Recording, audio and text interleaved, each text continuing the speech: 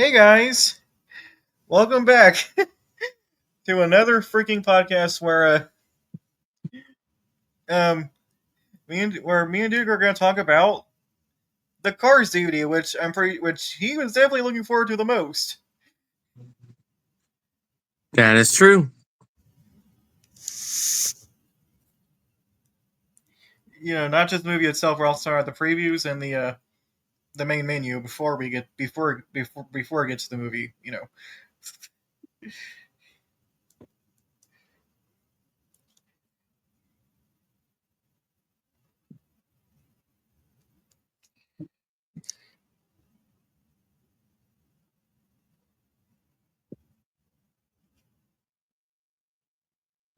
So it's like a review of the Disc 2 of Fine.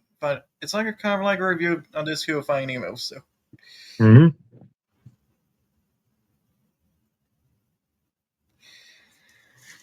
All right, so without further ado, let's get started with the Cars DVD. So, the first thing that we get is the coming soon to theaters bumper, and for some reason, is in a very different format, but it still has the same, typical music and voiceover.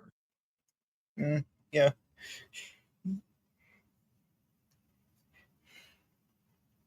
And what specific preview we get is the theatrical teaser trailer for Pixar's next animated feature, Ratatouille.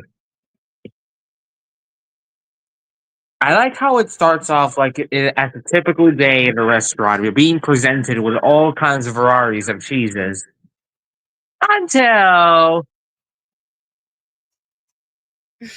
Remy. an unexpected dramatic turn of events when Remy decided to come in.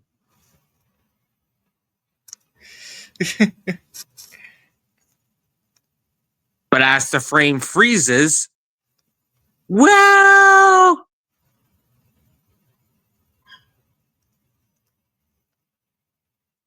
we get a narration from Remy himself, which is something we also seen in the actual film. Yeah. And some kind of fourth wall break where he's actually kind of talking to us. That's true.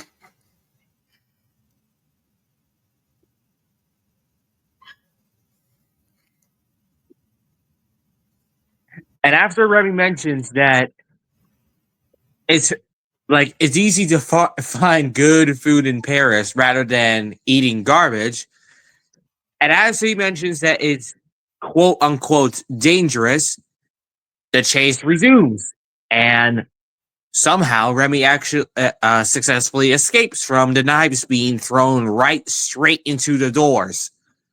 Oh gosh.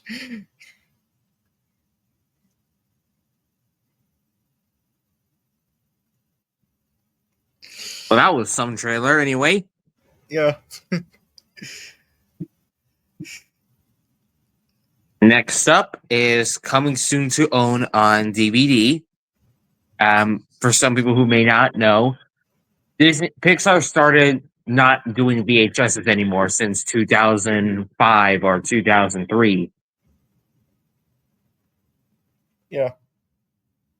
And the preview that we get, even though it's not exactly related to Pixar, it is related to Disney though. And that is a preview for the upcoming Platinum edition of Peter Pan, which was actually released in spring 2007. Yeah. Straight from the Disney Vault. Because I'm guessing that the special edition from 2002, back when Disney were doing releasing Return to Neverland, decided to put it back in the vault. Right. And yes, people those who are curious, that is Peter's. You did hear Peter and Captain Hook's original voices, Hans Conrad and Bobby Driscoll, and not the ones that we hear from Return to Neverland. And it's not Corey Burton doing Captain Hook since you know. Right.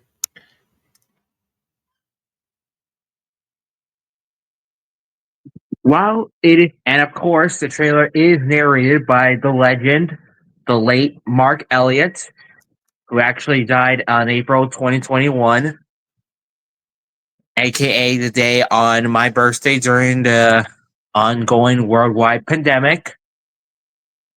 Oh, that sucks. Yeah, rest in peace to Mark Elliott. He's such a good man.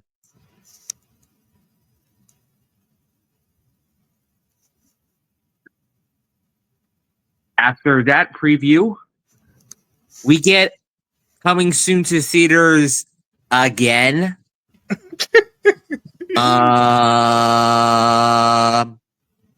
Okay. Okay, for some reason, Disney this DVD decided to show the same bumper that we've seen once again, Yeah. and this time it's for another theatrical trailer releasing in 2007, and that is called Meet the Robinsons. Very interesting and underrated and overhated film that I kind of remember seeing.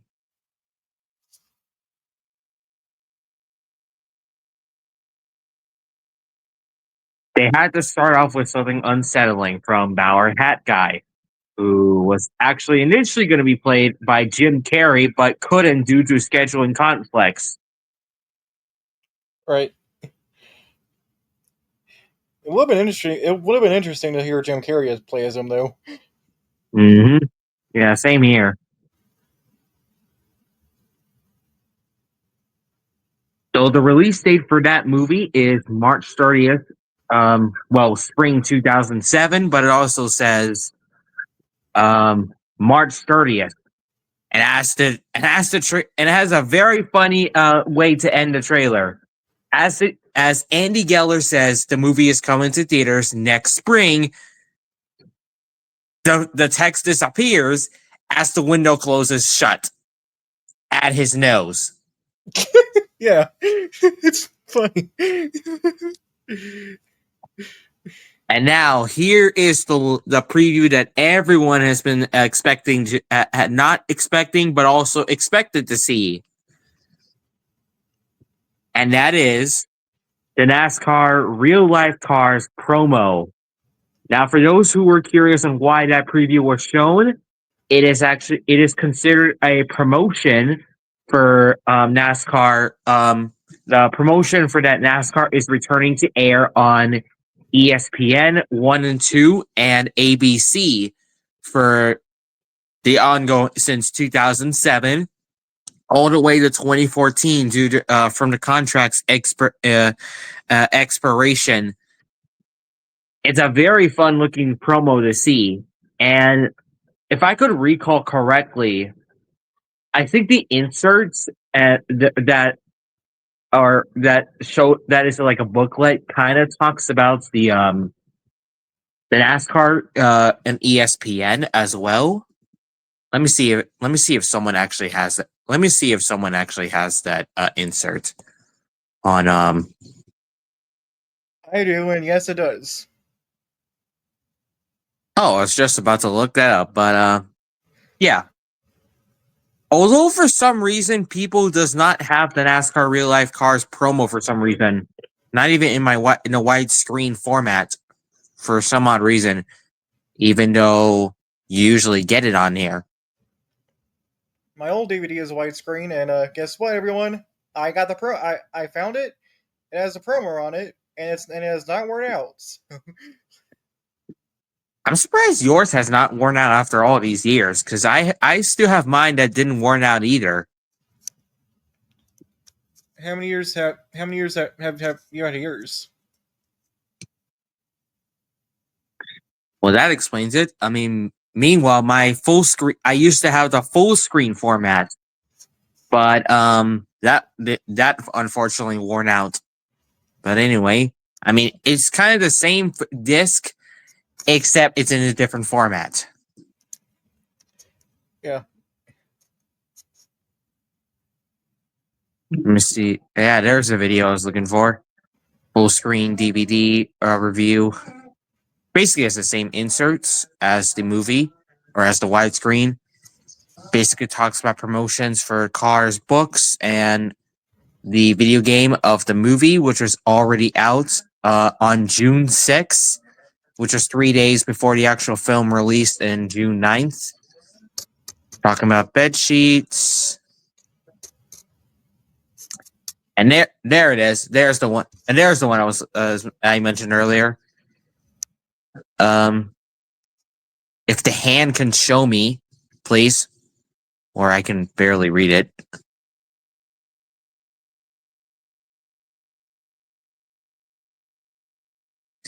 NASCAR racing back in ESPN, ABC, and ESPN2 in 2007, and that's the exact one I was just mentioning earlier. Here's talking about more promotions for cars and all of that. I never understood why Disney just didn't talk about this. Just didn't bother showing that promotion nowadays anymore, and not even a DVD guide either. I don't know. Well, back on track. Trying to get things back on track. No pun intended. This is the one I was waiting for, or what we were all waiting for. The iconic DVD menu screen. Mm-hmm.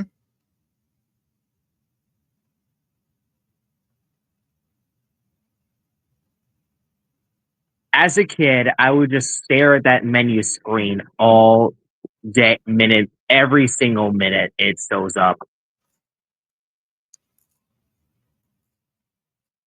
I mean, it is quite fun to look at. Yeah, that's true. It is very iconic. And like I said, the weirdest thing is, though, that even though it is a 2006 DVD, we still see the same menu screen for when Pixar re-released this DVD for Cars in 2011 and 2013. Hey, The only Duke. difference, though, is that you get previews related to 2011 and 2013. Hey, Duke. Is your finger covering like the speaker on the back of your phone by any chance? Yeah. All right. Well, that explains why your voice is muffled.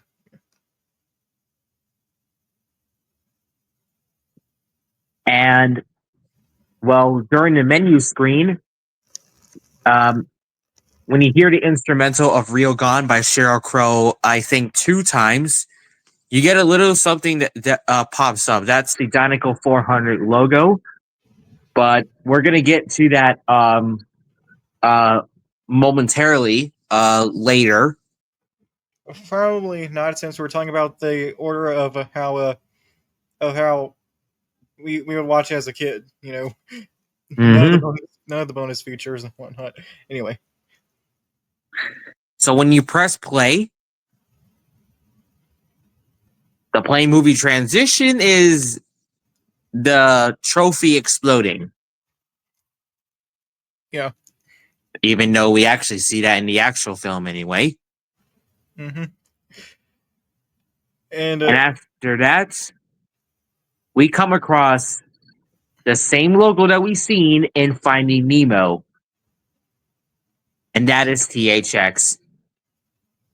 Little did we know is that this is the last Pixar film, that Cars is the last film to ever be certified by THX, probably because I think contract expiration or maybe licensing issues, I'm guessing.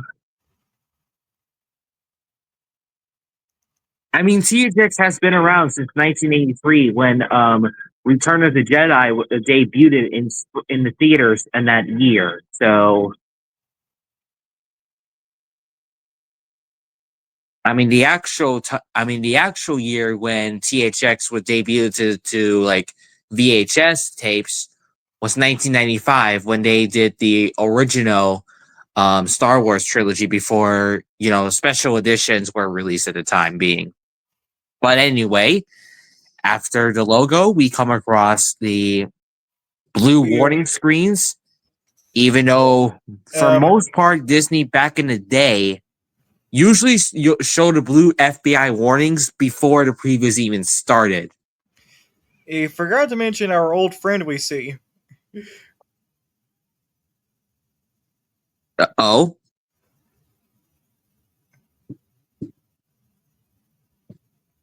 You know him. Oh, Tex the robot, I forgot to mention. Yeah.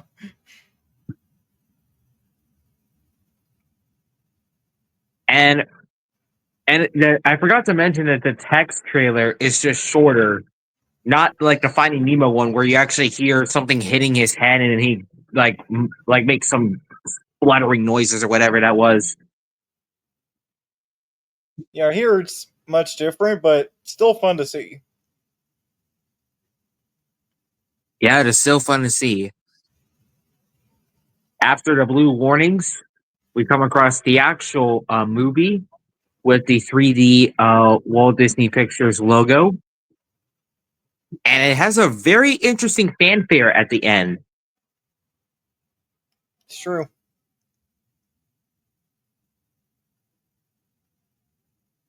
After that, we come across the iconic Luxo Junior lamp. As usual, bouncing on the eye. Mm-hmm. That's what we always look forward to the most in these Pixar DVDs. Tex fixing the THX logo, and Luxo Jr. Jumping on the eye. And unlike most Pixar films, when you see the Luxo Junior lamp, it actually cuts off to fades to seeing the lamp before it turns off.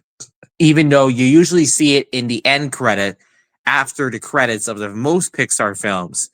This one, however, did it very differently because you see the text that says celebrating 20 years. Because as we know, it is the 20th. I think it was back when they were celebrating the 20th anniversary of Pixar back in the day. Yeah. The later re-release would just cut off to black when you just get the 2008 Walt Disney Pictures logo and that's it. And here the actual movie starts with the opening monologue of Lightning McQueen before we come across the most iconic opening sequence of all time.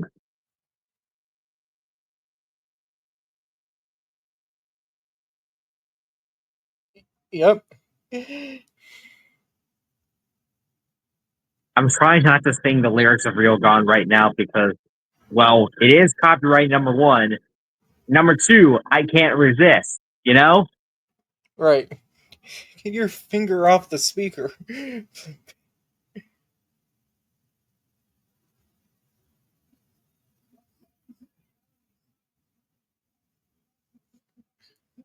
there a speaker on the back of the phone? I don't know. Anyway.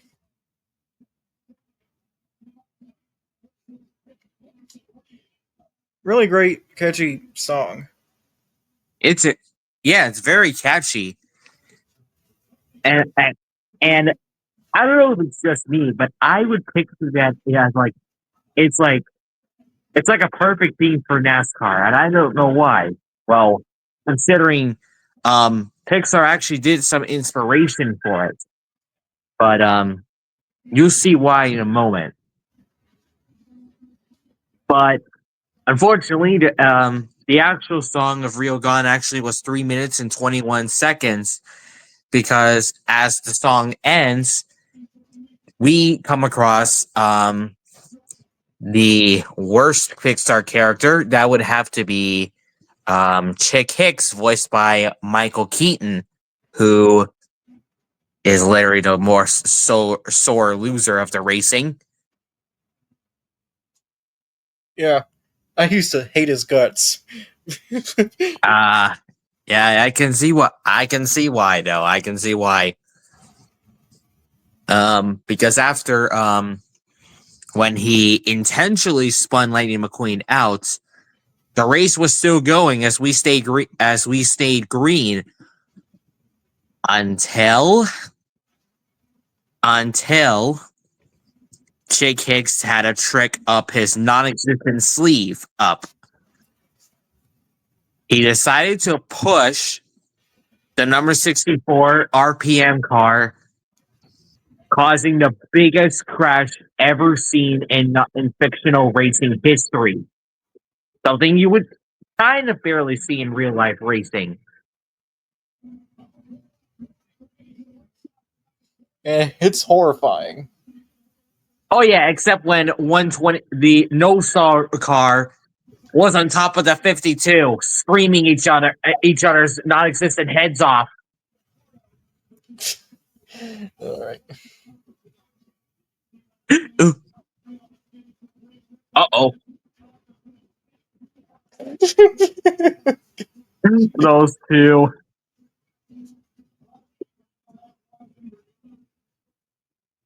During the crash, you thought McQueen would get involved, but no. He somehow jumps up in the air while he shows off at his super fans, Mia and Tia. Right. It's tongue out. As the caution came out, he stays out to take the lead, and then we kind of see a brief second of the damaged Mood Springs, who is literally effed up as heck, begging that he can still race, but at the end of the day, he really can't because he's already screwed up big time. Yeah.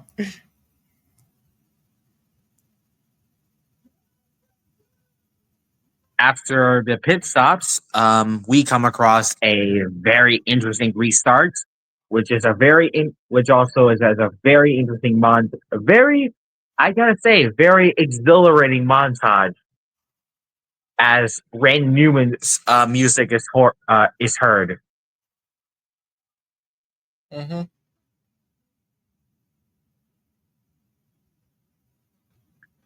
But of course, during the race, McQueen only had to take a pit stop with gas and go, with taking gas only rather than tires. Because as what Bob Cutlass had mentioned earlier, as what Bob Cutlass and Daryl Carter have mentioned, McQueen did fire his crew chief, which was actually the third one in the Piston Cup season, because I think it's because McQueen just thinks he can do things alone. At the final lap, McQueen was about to come out close winning the race until he blows out not one, but two tires in his rear. This seizes the King and Chick's chances to get up front to see who would win the Piston Cup. But who unfortunately won? Neither, because it was a tie. You can't even see who actually won because all three came at the line the same time as McQueen had his tongue sticking out. Mm-hmm. Hey, no cameras! Get out of here! I forgot about that part. That security guard was so sensitive.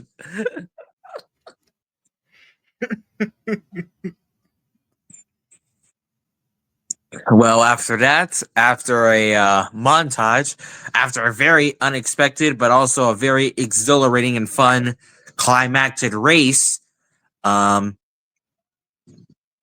we just recently had the announcement that The race that since the race had ended in the three-way tie, this sets up the stage for a decisive race at the fictional Angeles International Speedway race in 1 week in LA. After the race, though, Lightning rushes through the night on the interstate to reach to California inside his transport truck Mack. But before that, though, he had to make a personal appearance in front at the Rusty's tent, much to his dismay. Yeah. He was not very happy about it.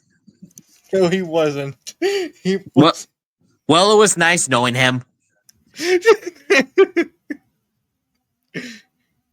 That commercial, though.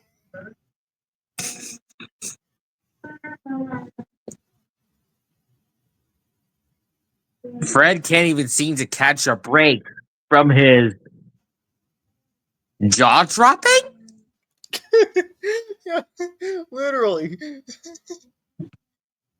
That's my babe.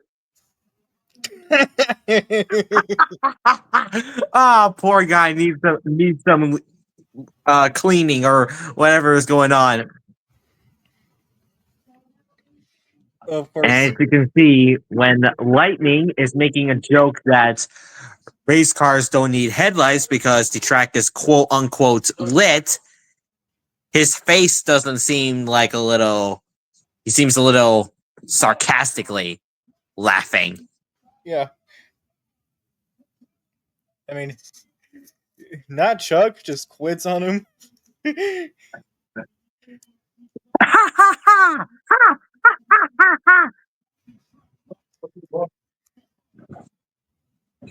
Oh.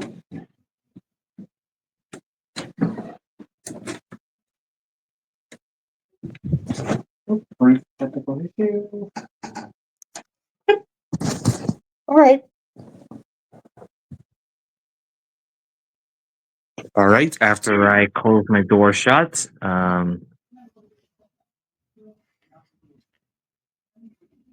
Lightning decided to back up to his trailer. Finally, after a very unexpected and sarcastically Lightning, or after a very sarcastic joke that he did, we come across another fan favorite song, but played by the rock star band Rascal Flatts. And as much as I enjoyed Real Gun, Life is a Highway.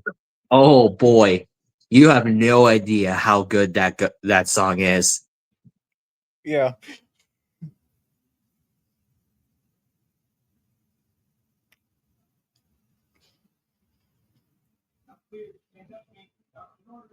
I see you dancing.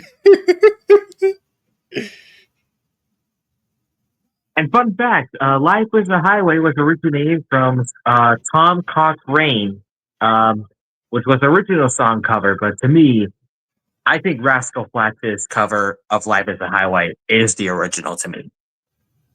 Right.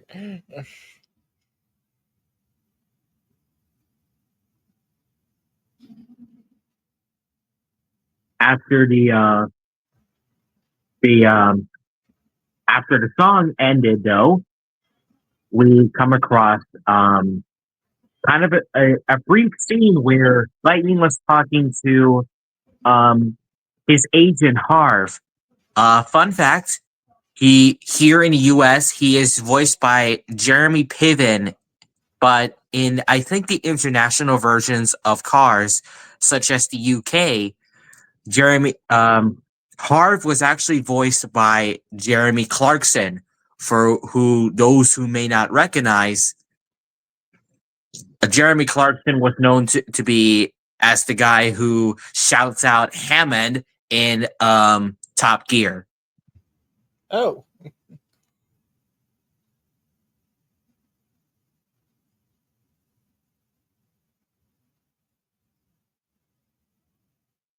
But after Harv had to end the call quickly, we can kind of see some foreshadowing a little bit. I don't know if it's just me, but I see a little bit of foreshadowing. Something that you kind of see in the throughout the later of the film, the majority of the film. And what is the foreshadowing? When Lightning tried to mention what his friends were, he kind of paused for a brief second. Oh, right. And after that, we see that Mac was getting a little exhausted from his from a long day, and was initially going to pull over to a top-down truck stop, but unfortunately, Lightning refused, as he desperately wanted to get to California first before Chick gets there. Yeah. Poor Mac was so exhausted that he couldn't even get a break. Although McQueen made a suggestion that he will stay up all night with Mac, what do we get in the next brief second? Lightning just went straight to sleep.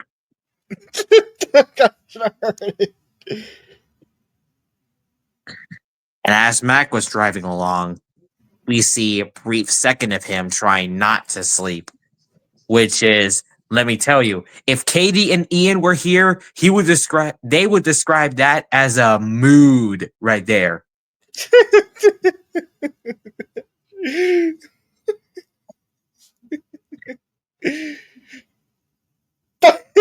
Yes. I don't know, maybe it kind of goes like this.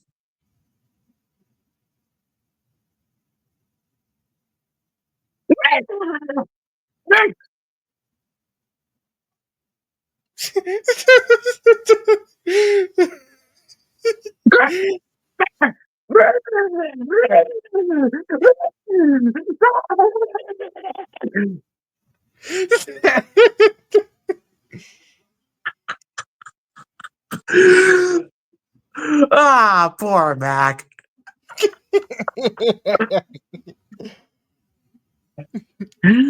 After that funny and yet unexpected scene, we come across everyone's least favorite gang, the Tunners, or should I say, the delinquent road hazard. The names are DJ, Boost, Wingo, and Snot Rod. They drive recklessly. They're like 4 teenagers who recklessly drive. Except for Snot Rod, however, was a little sneezy. Yeah. The purpose of the joke here is that he is intentionally sneezing. Oh my God. As the Tunners decide to drive recklessly, this causes McQueen to get detoured. But before that, though, the Tunners had to flee quickly as they noticed Snotrod was about to sneeze so loud, waking up Mac frighteningly. Oh my gosh. Yeah. I mean, that was one way to wake him up. That would have been nice to hear 2 minutes ago.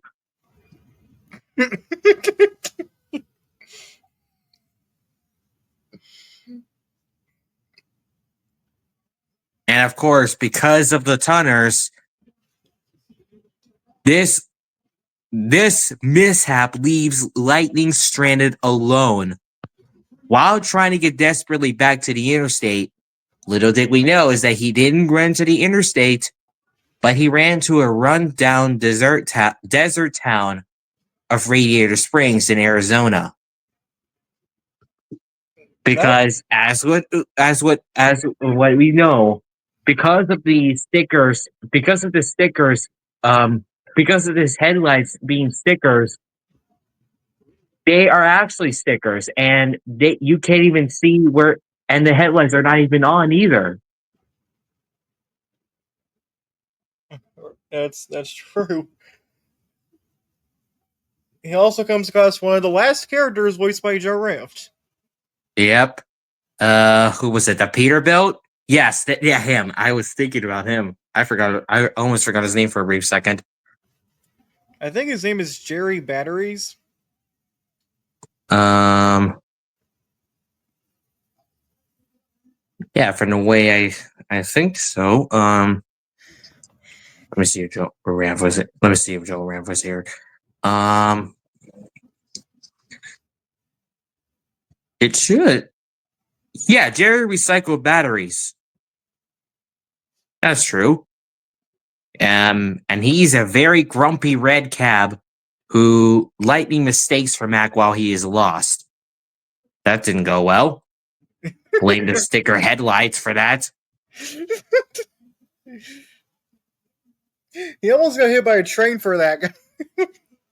Pulled off a Fast and Furious move right there. I forgot that was a Fast and Furious reference until I saw that clip of the final race in the first film. Because as a kid, I didn't know what was happening.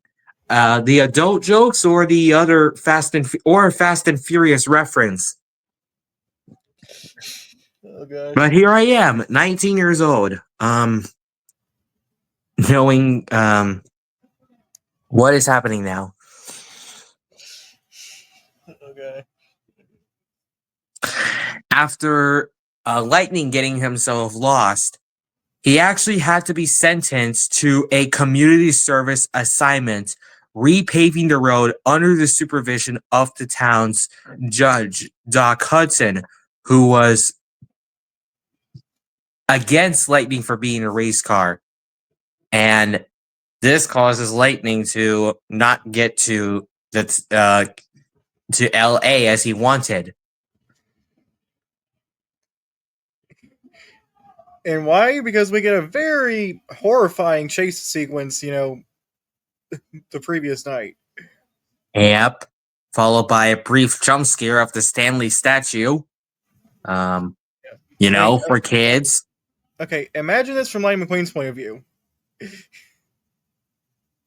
Oh gosh. He doesn't know that the sheriff is just running out of gas, I think. Or thinking that he's actually shooting from a non-existent pistol. Right.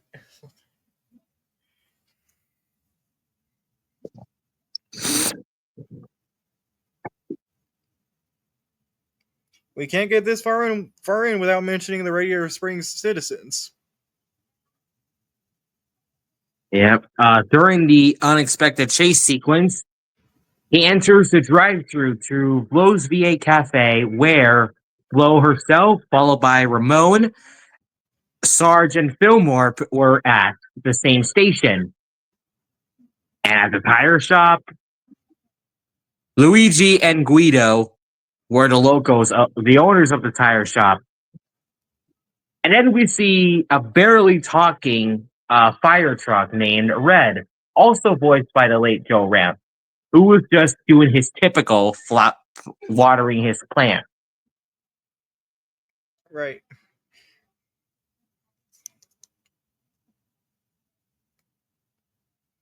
And this may not count about the this may not count about one of the characters sleeping. Lizzie just didn't care. She was just being a sleepy car anyway. Right. It cuts her she sleeping. Just didn't care. It's because her sleeping. We don't, and then we never see her during. That's the only time we see her during that whole scene. Yeah, she just didn't bother. Like, what happened to her waking up? Oh wait, she's just being mood anyway. So, as Lightning had to be assigned to a community service assignment, he repaved the road quickly in a rush in order to leave. But the road doesn't seem to be very, very good. This leads Doc to challenge Lightning to a race for his freedom, on the condition that if he starts over from scratch, if he loses. And unfortunately, the overconfident Lightning, actually having never raced on a dirt road before, spins out on the turn, crashing into a cactus patch. Oh man. Ouch. And I think we forgot the most important Radiator Springs citizen. Everyone's favorite tow truck, Mater, voiced by Larry D. Cable Guy, who decides to have fun fishing a little bit. Yeah. The fact that he likes Lightning McQueen from the start, though, unlike everyone else who just finds him mean. I mean, who did they think Lightning was? The Tunners? No. And then there's one more character we're introduced to in the courthouse. Yeah. Sally Carrera, a sky blue 2002 Porsche 911 Carrera. Oh, yeah. I was just about to mention that. And one more thing. We all remember the Where's McQueen, montage or whatever. Yeah, when Mac arrived in LA, he didn't even know what just happened.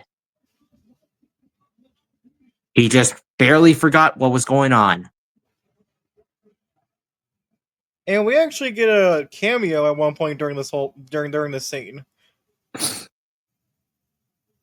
Yeah, we've seen interviews from Dale Earnhardt Jr., or should I say Jr., Rusty and Dusty, and Jay Leno. Yeah. I forgot he was in there, honestly. And even though the last guy was not voiced by him, he's actually supposed to be based off of Arnold Schwarzenegger. Oh yeah, him, Arnold Schwarzenegger. Even though he's not voiced by him, but he's supposed to resemble him, I guess. Yeah, he's supposed to resemble him.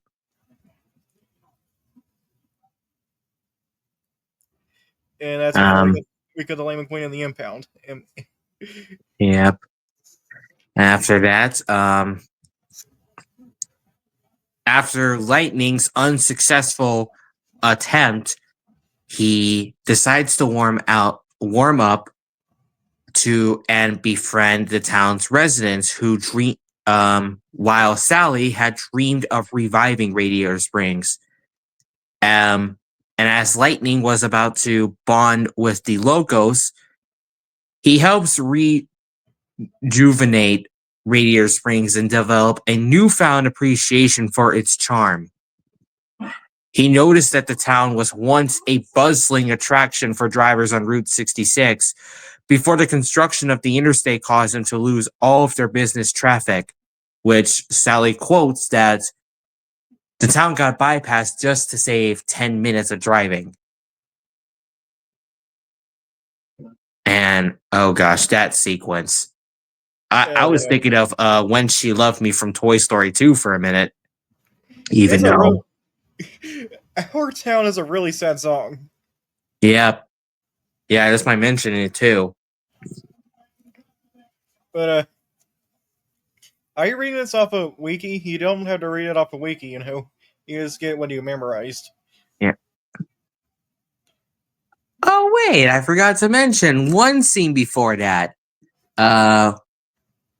As Mater was offered to keep an eye on McQueen, literally, even though Sheriff is not taking things seriously, Mater was often decides to play a little bit of his own favorite game. At night, Mater decided to play a little bit of a game of tractor tipping, which is his favorite game. whatever he does is what Mater does is that he has to sneak up on the tractors and let out a very loud honk, knocking the tractors out as they let out a little bit of a toot right there.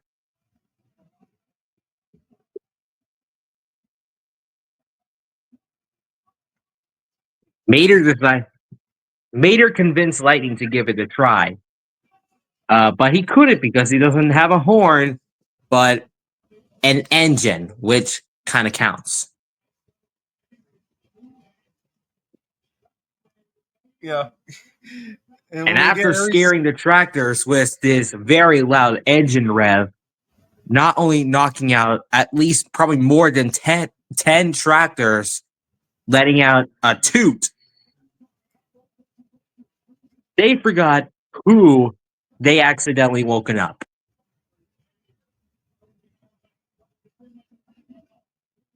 Frank. Oh boy. Thanks a lot, Tex, for making him sound loud. Yeah. After an escape, after successfully escaping the fields, McQueen decided to get some rest at not the impound lot, but at the Cozy Cone Motel.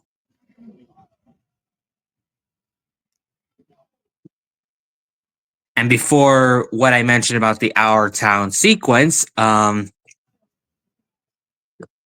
the unexpected nightmare sequence to discovering that Doc Hudson was actually once known as the Hudson Hornet, discovering 3 piston cups from his shed. But of course, unfortunately, much to Doc's dismay, he calls them empty cups for some reason. The whole driving scene. I love the music there. Yep. Oh yeah, the driving sequence. That music is actually really good too.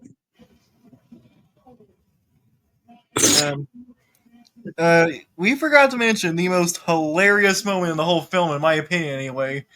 It's when he fall. It's the turn right to go left scene. Oh no, that scene! Oh, no! Oh yes, that's when he let out a very loud ow in the distance. How could I forget? Lightning didn't mean Doc didn't mean it literally, Lightning. Did he not hear what he said? I guess not. Crushed by.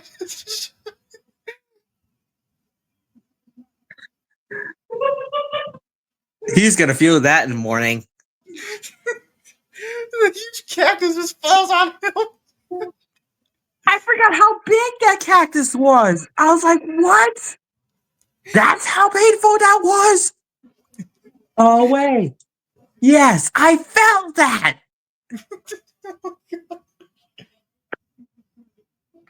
Well, the Our Town sequence was heart-wrenching. Yep. But we do get something hilarious afterwards. We get a very unexpected stampede from the tractors. Even though when Sheriff claims that Mater did something, Mater said he wasn't tractor tipping. But where did all these lousy tractors come from?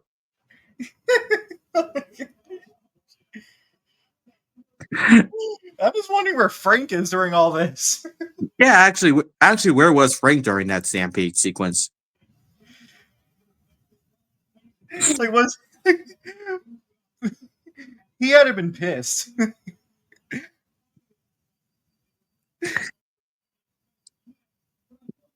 As Ramon was still painting the road or finishing the yellow lines on the paint was still wet, and Red notices that the trouble is coming, where the trouble might be headed.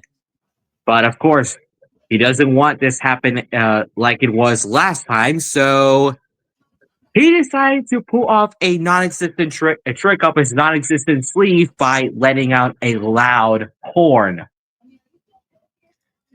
Tipping every single one of them.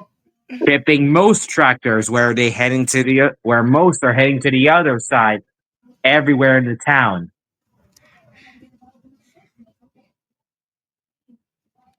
There's two characters we forgot to mention visiting Radiator Springs, but we can most definitely talk about them much later. Yes, let's get to that in the end later. After the very funny stampede, but also very unexpected sequence, Lightning came across Doc at Willie's Butte, who decided to have a little lap around the track, and actually shows him what the turning right to go left means. Yeah, it doesn't mean falling in the cactus. Yeah, exactly. We're really having another cactus fall on you. I'm sorry, but that's funny. After that lap, Lightning was amazed only to discover a disastrous crash that ended the Hudson Hornets' career. Lightning was unfortunately dumbfounded that Doc considers his previous Piston Cups worthless junk, much to his dismay.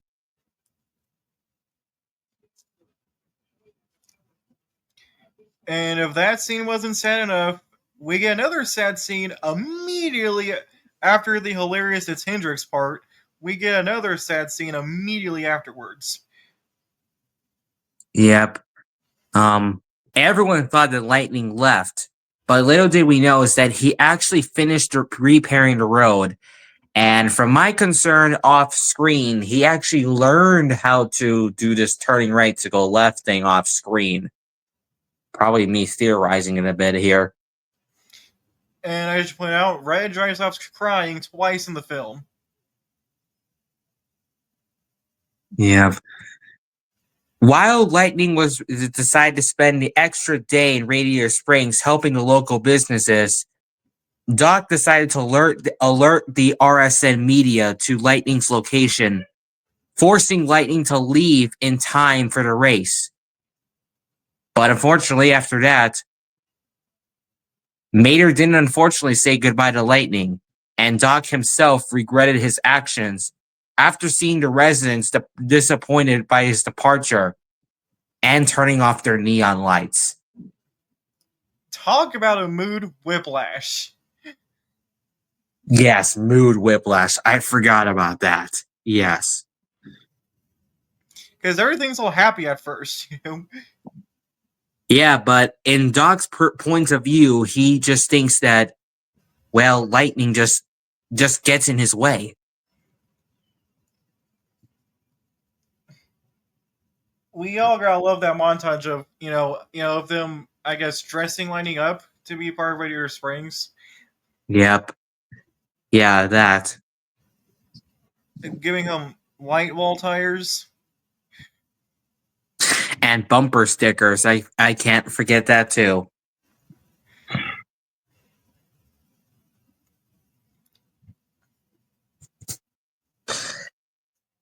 It's and then we get the happy little life could be dream sequence. Yeah. Shaboom by the I forgot the song singers.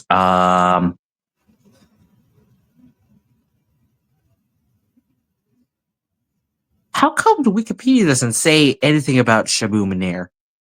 Or maybe the soundtrack must have said it on here. Oh, like, that's just cruel what the movie does to us. Like, it's all happy, everyone's enjoying life, and then all of a sudden the press shows up. And the music from Randy Newman. Why? At least we see Harvigan.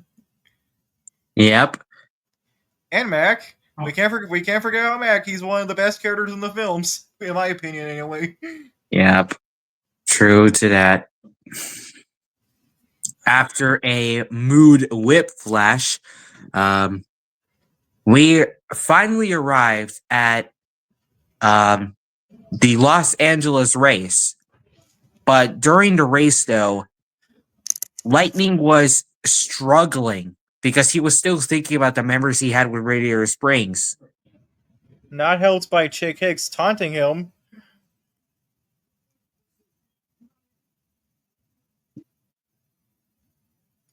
I mean, We're 200 laps in the race, or basically, I think already 2 laps into the race. Lightning was not doing good out there. Okay. Show how much of a piece of crap Chick Hicks is. He literally stole Lightning McQueen's, ka-chow phrase. Yes. He's such an a-hole. I do like how the scene starts off as like a. I mean, after the announcement from Bob and Daryl, anyway. I like how it starts off like a callback to the beginning of the film. Yeah, just like that. But instead of 1 winner and 42, it's just 1 winner and 2 losers because, it is a tiebreaker race after all. Right.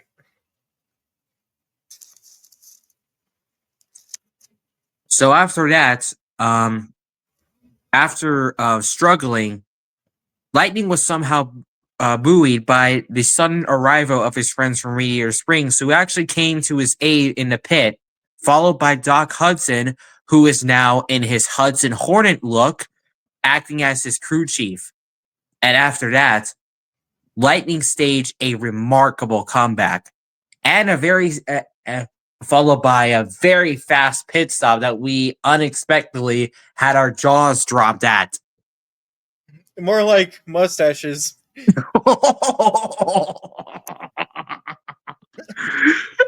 forgot about that part.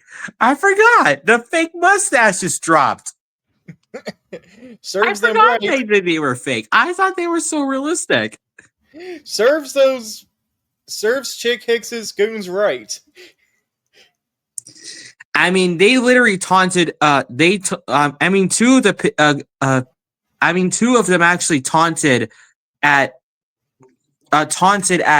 Guido, as I can't even understand what he's saying since he is speaking Italy or Italian, I should say.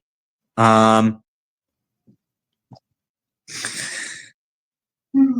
yep.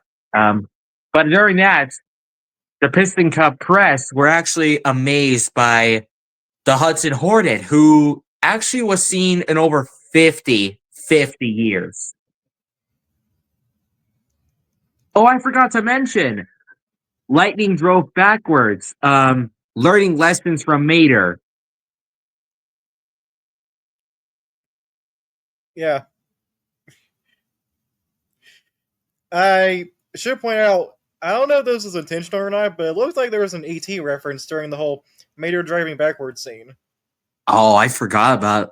And again, as a kid, I didn't know that was a reference to E.T. Because I think it was like 2 months old when Cars released. Oh, another fun fact. You obviously remember the King, right? Yes. His sponsor is named Tex. Mm-hmm. Not to mention that Dinoco had actually been around since Toy Story, since that was actually the sponsor of the name of the gas station in Toy Story. Yeah. I don't know if this was an intentional reference to THX or not, but like, you remember the car with like the ram's horns or whatever on his on his like on the front of his face, right? Yes. Like, his name's literally Tex. I don't know if they made that name up for him, or if they named him after the robot. I don't know. I don't know. Maybe they are not really resembling Tex the robot, but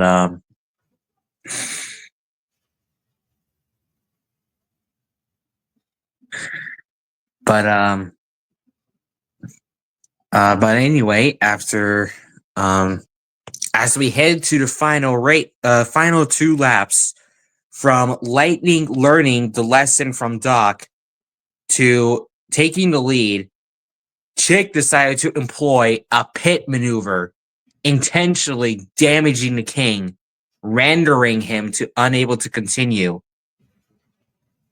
And unfortunately, as Lightning was about to head to the finish line, he halted just before the finish line as he feared that the king's career may end as what Dogs did. He decided to push the king across, allowing Chick to win the Piston Cup while ensuring the king's safe finish. And as far as I hear, I've seen people making memes. No, not necessarily memes, where people are showing their reactions to Lightning giving up the giving up the win. But that was kind of the point of the film, because Lightning already learned a lot throughout the film. There's more to life than winning, you know? Yeah, plus Chick Hicks gets what he deserves anyway. So. Yeah, the crowd and media literally condemn Chick's victory. And even and I don't know if it's a fun fact, but Daryl did mention that in the video game of the Cars movie, Chick finally did take first place, but it could have been last place as far as what the fans were concerned. But as after that, everyone praised Lightning's sportsmanship. And of course, Tex himself offered Lightning to the sponsorship with Zydeco, which is the dream that that McQueen wanted it back when he was overconfident in the beginning of the film. But of course, out of loyalty and newfound respect from Rust-eze, Lightning declined the offer. But there was one thing missing, though. He offered to give Mater a helicopter ride that he wanted.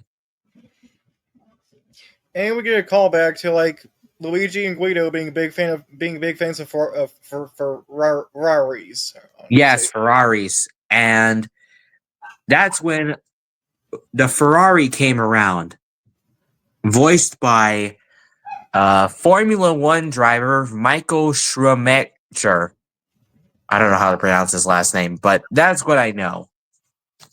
And of course, both of the tire owners of the tire shop, just fainted by getting knocked over to the side.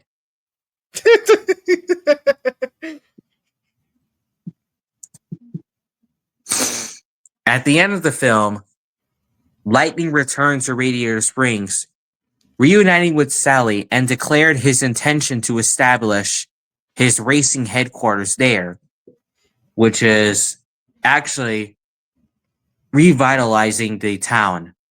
And as we all know, thanks to Lightning, Radiator Springs was back on the map. You thought the movie was over? Well, you thought wrong, because we come across a montage of the film where we hear Route 66 once again, only this time it's not sung by Chuck Berry. It is instead played a song over by John Mayer. And we get a lot in this epilogue here. And as for people who are curious, that was at the epilogue montage was also a bonus feature that you would see in the DVD, only that you don't see the credits roll.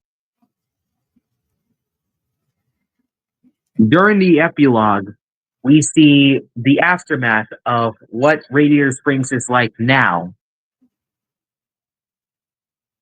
Kind of shows us a brief montage that gives us a kind of a brief flashback to the flashback in the Our Town sequence. But people also may be asking, whatever happened to the Tunners? Oh, that is the question everyone's been wondering. They had a lot. Those four racers had karma right there. Yeah, they did.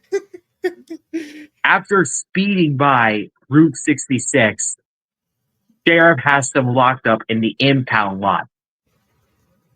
And of course, poor Snot Rod seems to well, he is being Snot Rod after all, Yeah. letting out a sneeze.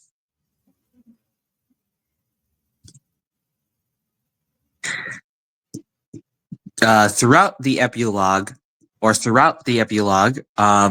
not only that we've seen the montage of McQueen and Doc bonding with racing, Wheelwell Motel was actually reopened, followed by Sarge starting his boot camp.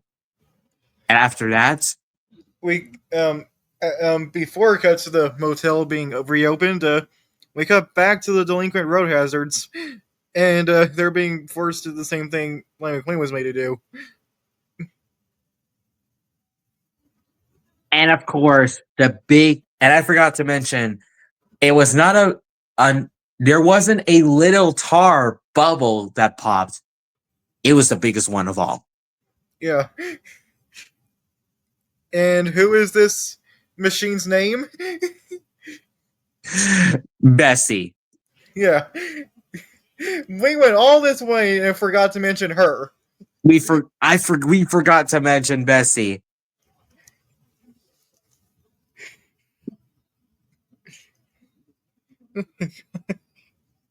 Oh, those guys had what's coming to them anyway. First chick getting karma, now the Tunner's getting karma. Yeah. And I forgot, the Racing Museum actually got repaved and reopened, showcasing the Hudson Hornet and where his piston cups that he calls empty cups back in the day, or well, throughout the film, are actually showcased. And Mr. and Mrs. the King and Dale Jr. were getting a tour by Mater. While Mrs. the King was asking where is the Hudson Hornet himself at, Mater mentioned that he's probably out for a drive with Lightning. And he was right. I forgot to mention this. At one point during the Life of the Highway sequence, we get a cameo from the characters from For the Birds. Oh, yes. I forgot about that, too. As a kid, I forgot to point that out. Now, as an adult, I almost forgot to point that out.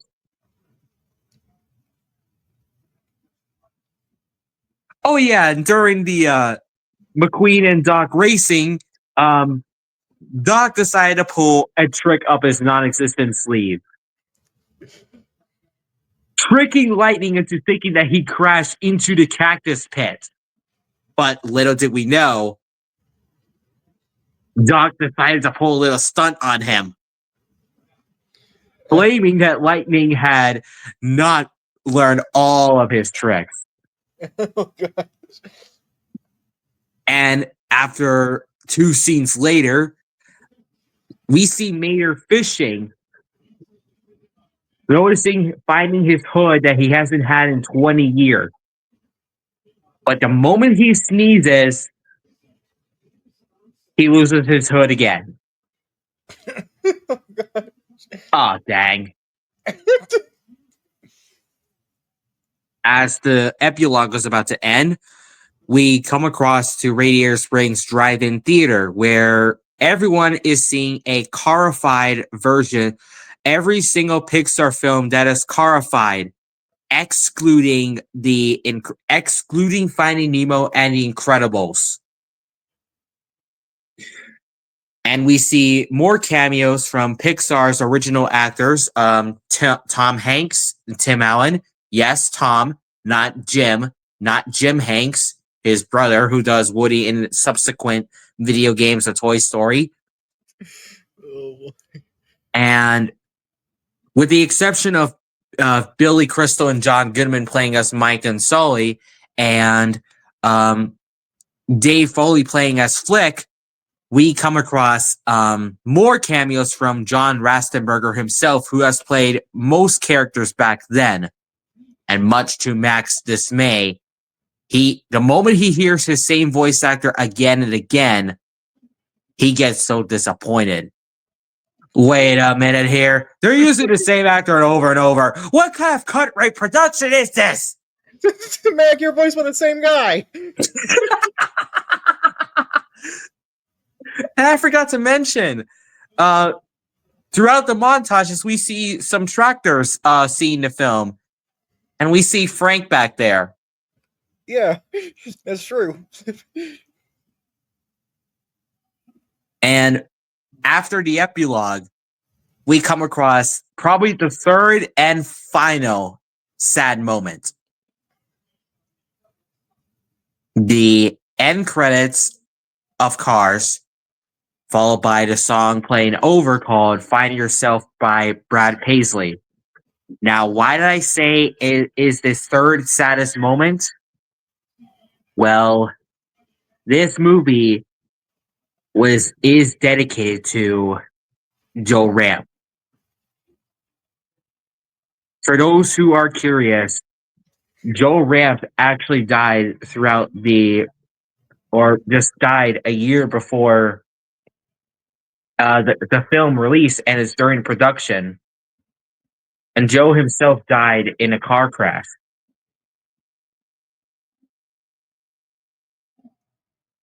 And it's not just the words that are sad.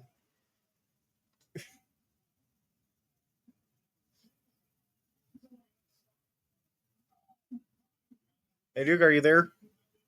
Yeah. All right. It's not just the words that are sad. It's what we see next to the word. It's what we see next to like the dedication words. I mean, the words are sad enough, but it's what's more sad is what we see next to them. Yeah.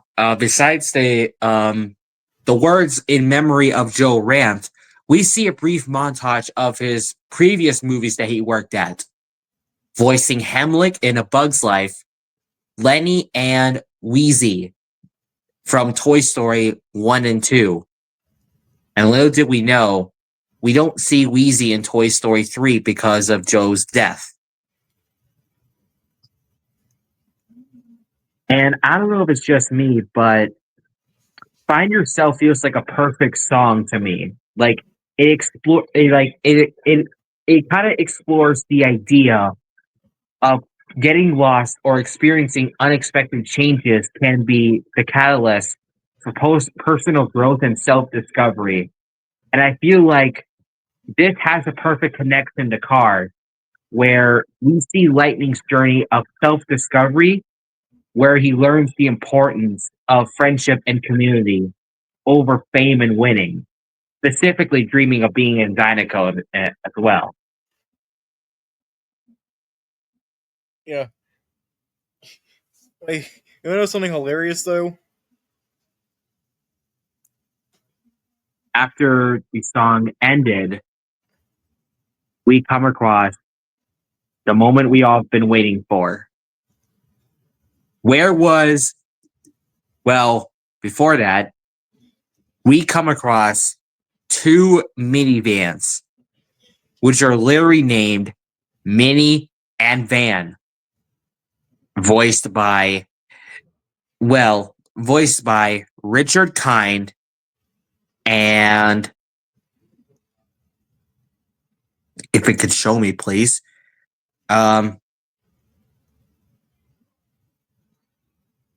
Eddie McClurg, where the Mini and Van were lost in the desert. Because because what happened to Van back there is that he has a GPS and refuses to get directions.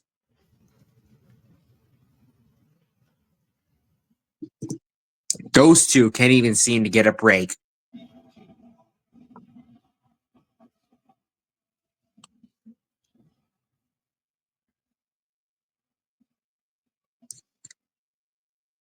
Minnie and Van were not only stranded in the desert. Minnie still was wondering if Van can just ask someone for directions. But Van himself finds an on ramp close.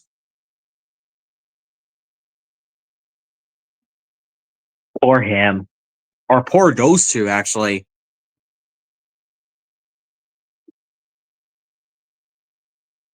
And what is the very last thing we see before we get the closing logos? A mini bug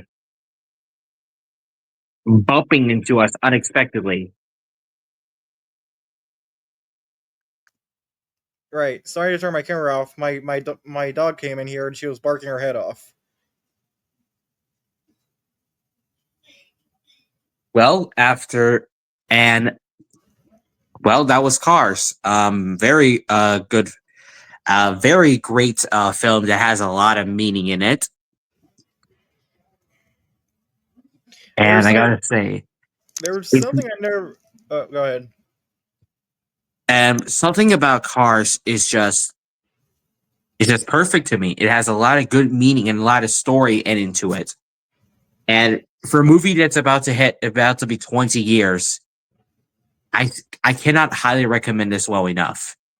And what if it turns 20 next year? I would just love to watch it in theaters. If Pixar ever plans on re-releasing it in theaters, because well, what can I say? I would feel like a kid in 2006 if I wasn't 2 months old. I would watch the heck out of it. Right. Anyways, Jack, what you gonna say?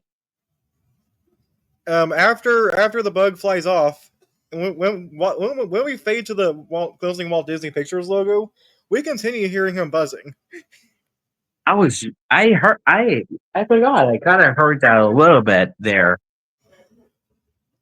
And of course, the closing Pixar logo does not say celebrating 20 years because wow, we need to see that again. Right. Well, that was probably our longest one yet. Yeah, the longest one yet. But anyway, well, guys, that was Cars. Oh boy, that was Cars. Um. Anyway, we're gonna end this off. I think tomorrow we should talk about the Pirates of the Caribbean DVD, maybe. Maybe. There's something to decide. Over the Hedge, Pirates of the Caribbean, maybe Madagascar. Even though I'm not a fan of that film anymore. Anyway, yeah, I'll decide tomorrow. Anyway, we'll see you guys tomorrow, maybe. Yeah. Hope you guys had fun.